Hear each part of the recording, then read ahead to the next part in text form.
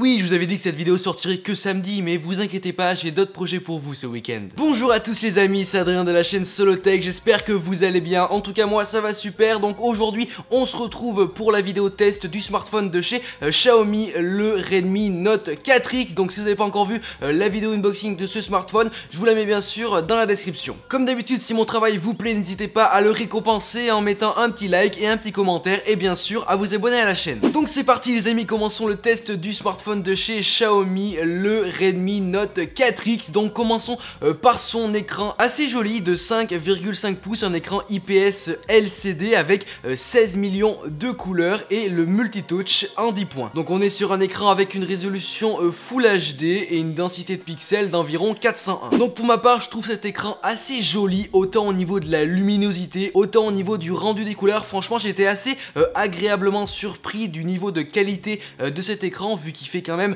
5,5 pouces. Donc on est sur un écran assez grand, donc comme je vous l'ai dit dans la vidéo unboxing, une phablette, donc le milieu entre un smartphone et une tablette. Mais en tout cas, j'étais bel et bien surpris et agréablement surpris par cet écran de 5,5 pouces avec des couleurs assez naturelles, plutôt orientées vers des couleurs chaudes avec une très bonne luminosité qui sera comme d'habitude modifiable. Vous aurez aussi la possibilité de modifier le contraste de votre écran. Moi je l'ai laissé en automatique, c'est ce qui est le plus simple. Vous pourrez aussi modifier la teinte de couleur, mettre plus dans les chauds ou mettre plus dans les froids. Enfin bref, voilà, cet écran est déjà plutôt de très bonne qualité et en plus vous pourrez dans les paramètres directement modifier les diverses caractéristiques de cet écran. Au niveau du multitouch en 10 points, voilà, on est sur un écran quand même assez réactif au toucher. Vous n'avez pas besoin d'appuyer vraiment votre doigt dessus, vous n'avez pas non plus besoin d'appuyer 15 000 fois au même endroit pour que ça détecte votre pression. En tout cas voilà, vous pouvez littéralement juste glisser votre doigt sur l'écran et votre pression sera prise en compte. En tout cas voilà, au niveau de la rapidité de l'écran, je suis plutôt là aussi conquis. Donc maintenant rentrons plus précisément dans le hardware, dans les composants de ce petit smartphone de chez Xiaomi. Donc commençons par le CPU, bien sûr un Snapdragon 625 couplé avec un petit GPU Adreno 506. Le tout avec bien sûr 3 Go de RAM et 32 Go de ROM. Vous avez bien sûr une version avec 4 Go de RAM et 64 Go de ROM. En tout cas voilà, pour ma part, au niveau du stockage, 32 Go de ROM ça va amplement me suffire pour l'instant. Si vous pensez que ça vous ne suffira pas, il existe une autre version avec 64 Go de ROM. Donc au final, au niveau des performances de ce smartphone, elles sont plutôt très bonnes. Ça ne vaut pas non plus les monstres qui sont sortis cette année, hein. C'est pas non plus une bête de compétition, mais pour son prix, les performances sont au rendez-vous. On a fait un petit test avec l'application Antutu, ça s'est révélé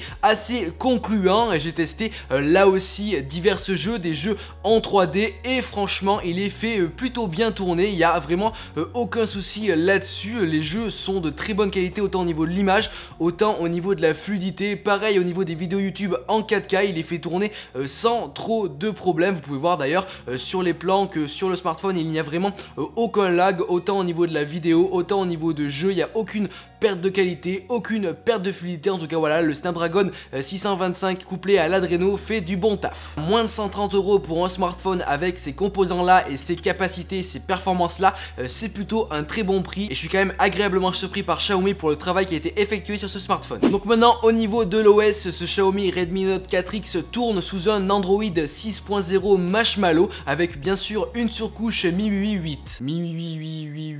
Donc c'est plutôt pas mal. C'est vrai que pour ma part ça me change beaucoup au niveau de l'OS parce que je suis resté quand même pas mal de temps sous Apple, donc sous iOS.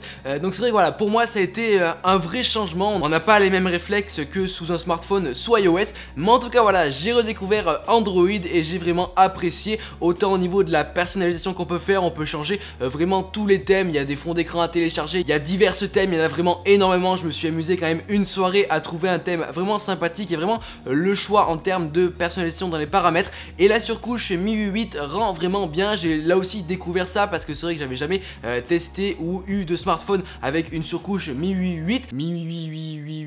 En tout cas voilà, moi je kiffe. Donc sur l'écran d'accueil on peut bien sûr descendre la petite barre avec les petits paramètres comme le Wi-Fi, la localisation, le Bluetooth. Enfin voilà, il y a pas mal de paramètres qu'on peut avoir directement à portée de main dès l'écran d'accueil. Tout simplement vous prenez votre doigt, vous le faites glisser vers le bas et vous avez directement le menu déroulant qui s'affiche. Enfin pour ma part voilà, j'ai redécouvert le système Android, ça m'a vraiment plu et je pense que c'est plutôt pas mal de pouvoir autant personnaliser son smartphone avec les fonds d'écran et les thèmes qui nous correspondent. Donc maintenant venons-en aux caméras. Donc ce smartphone de chez Xiaomi dispose de deux caméras, une frontale et une à l'arrière. Donc commençons par la caméra frontale de de 5 mégapixels avec une ouverture f2 et une qualité vidéo de 1080p. Donc pour ma part, voilà, ça reste plutôt pas mal. En mode selfie, je vous posterai bien sûr quelques photos, c'est plutôt pas mal, voilà, ça reste dans la moyenne des caméras, il y a une assez bonne qualité, le flou d'arrière-plan est pas mal, il n'y en a pas énormément, mais ça reste vraiment correct, l'ouverture est très bonne là aussi, la luminosité est pas mal, mais c'est vrai qu'en faible luminosité, on voit quand même un peu de grain sur les photos. Au niveau de la qualité vidéo de la caméra frontale, le 1080p est plutôt là, bon c'est vrai qu'il y a un peu de lag je trouve sur cette caméra, et là aussi en faible lumière, et il apparaît un peu de grain sur la piste vidéo,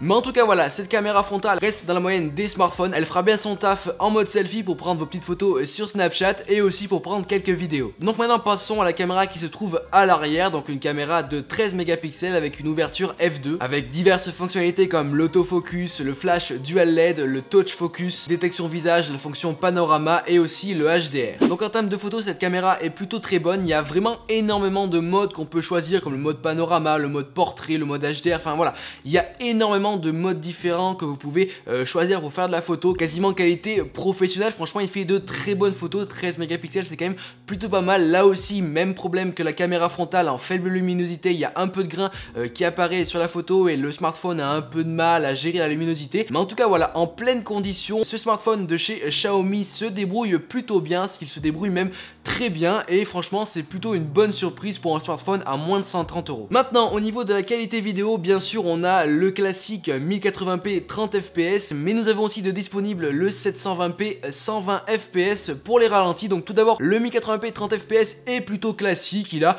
là aussi une assez bonne qualité, je trouve qu'il y a un peu de lag au niveau de la prévisualisation de la vidéo, le focus là aussi est plutôt bon, vous pouvez gérer votre focus directement avec votre doigt, donc voilà, c'est plutôt pas mal en 1080p. Donc au niveau du 720p 120 fps pour faire des ralentis, c'est plutôt sympa, j'avais jamais eu l'opportunité de tester cette fonctionnalité, mais en tout cas voilà, on s'amuse bien, je vous mettrai quelques ralentis au niveau de la vidéo. En tout cas je me suis bien amusé à le tester, c'est là aussi d'assez bonne qualité, hein. C'est pas non plus de la qualité d'un réflexe, on peut faire des ralentis, mais en tout cas voilà, ça reste là aussi correct pour un smartphone à moins de 130 €. Donc maintenant les amis, au niveau du son de ce smartphone, donc il a un bon rendu, vous disposez tout d'abord de deux petits haut-parleurs bien sûr en bas du smartphone et un haut-parleur secondaire juste en haut du smartphone à côté de la caméra frontale tout simplement. Donc voilà, on est sur une qualité de son 24 bits, donc au niveau des appels c'est plutôt correct, on entend bien les gens, là aussi la qualité du micro est bonne, et au niveau de l'haut-parleur classique, j'ai écouté pas mal de musique et c'est vrai qu'il a une bonne patate, le son qui en sort est vraiment très clair et très propre, et là aussi je suis assez